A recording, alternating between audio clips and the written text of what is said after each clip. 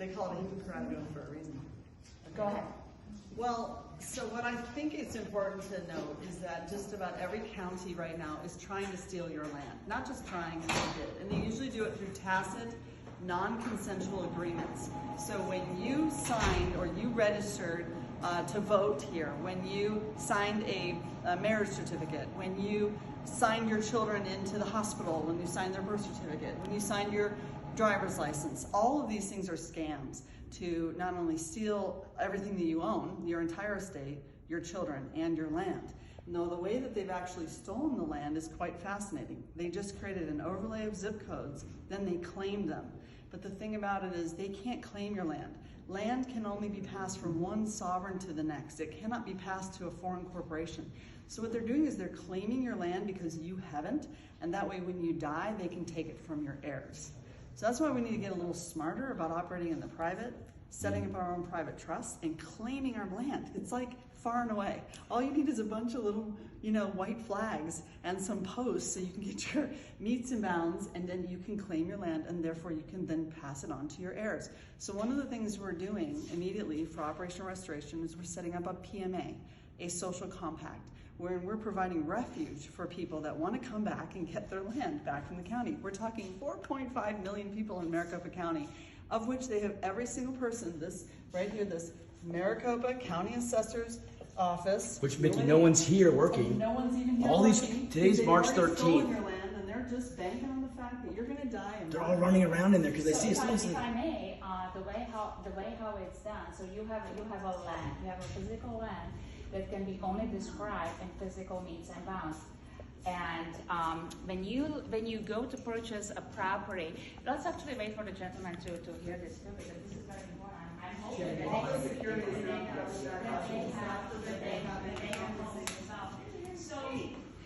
So when you go to purchase a property, you have a realtor, right? And they show you the actual land. They show you the front yard, they show you the backyard, they show you the house. You walk through the house, right? You love the barbecue and say, yeah, I want this house, okay? Then they show you through this escrow process.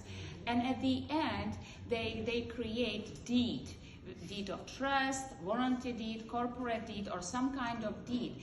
And in that moment, what they've done, they taken the description of the land and they took you into a fiction, okay? Mm-hmm. And the way how they do it, as Mickey was saying, through the assessor.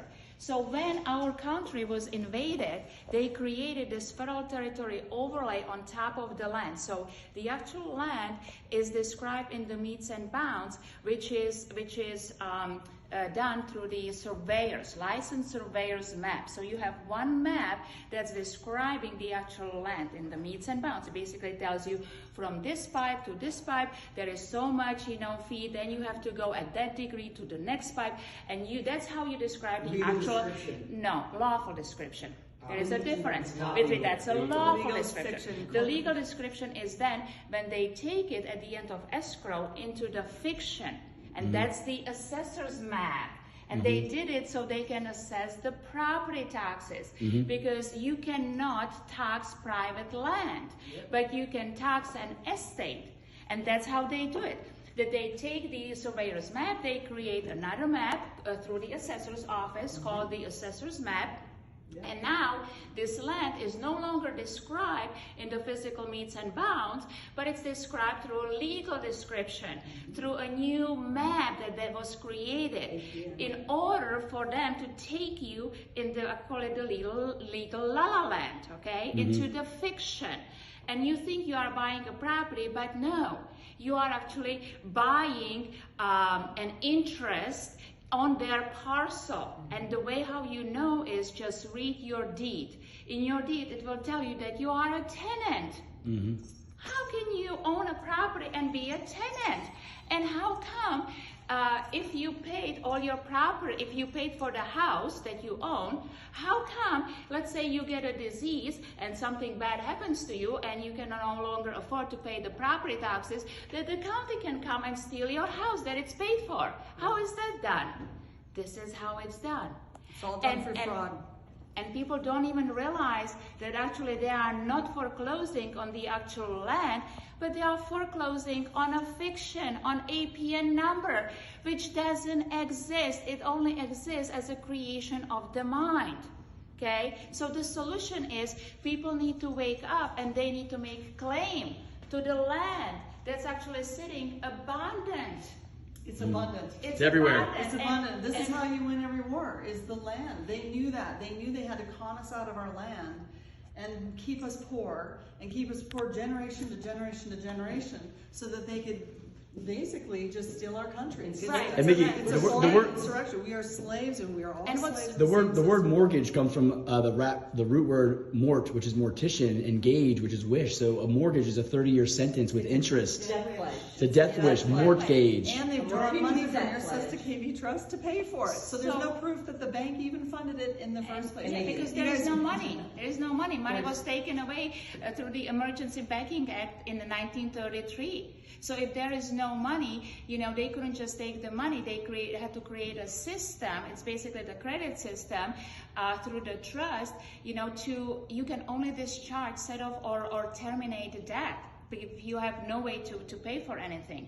So what I like to really stress out to people is, if you look at all the foreclosures where people's lives were ruined, where families were ruined, people committed suicide for nothing, okay, for nothing, because they left a land that they settled on. This is the American dream, that you can own a land, you can nurture the land, you can live from the land, and then you pass it to your heirs. Okay, this is the American dream that so many brave men put their life to, and we just gave it away. So this is really the call to people. You need to claim the land that you settled on. You are the settler. Yeah. And then you basically have to notice the county, hey, listen, I am no longer participating in this federal territory overlay, and I actually would like to invite you, come and locate the APN number, come and locate your number on my property, because I think it's trespassing on my property. And of course, they won't be able to, right? So we can return the APN number to them, right? And once you return the APN number, it's no longer on your property. And should the APN number come back to your property, well, now it's subjected to $5,000 per day per person trespass fee. Now, what you guys don't know about Lenka is that she is a de jure sheriff. That she is a de jure sheriff of Southern California, and what she's does that brave. mean? It means that basically, as I was explaining to the corporate sheriffs down the hall here, is that they work for a corporation. Right? So when people unslave from the corporation and they claim their rights and who they are, we call it the corrective status, that you are one of the people, which is the authority. Well, then you can appoint and elect your own sheriffs of the people, right? So that's the de jure sheriff, of the people, for the people, by the people. And to me, it just happened because I guess when the scamdemic rolled in and moms and dads were being arrested for having to wear muzzles to feed their families, no one was standing up for them. And so I was basically teaching people how to exercise your right, how to actually have your public servants to serve you, not the other way around. And so that's how I took. Can you imagine if every de jure sheriff acted the same? And how do we the people? It's happening. We the people have to stop putting loyalty and/or authority to anyone who hasn't signed an oath of office to us. When you sign an oath of office to us and you're working for us, it is night and day. It's night and day. And I can actually show anyone my oath of office. That's legitimate, and it's an honor to have it. And I'm just here to serve. I don't get paid. So this is all volunteering because I love freedom and I love America, and that's what I can do. Is that If we California don't have Republic? freedom, we don't have California Republic, that's correct. Yeah, California Republic, which once again, all these seats are sitting vacant, okay? And people just have to populate these offices, turn the light on, and start self-governing. So And- let's simplify that. You have two governments. You have a de facto and a de jure.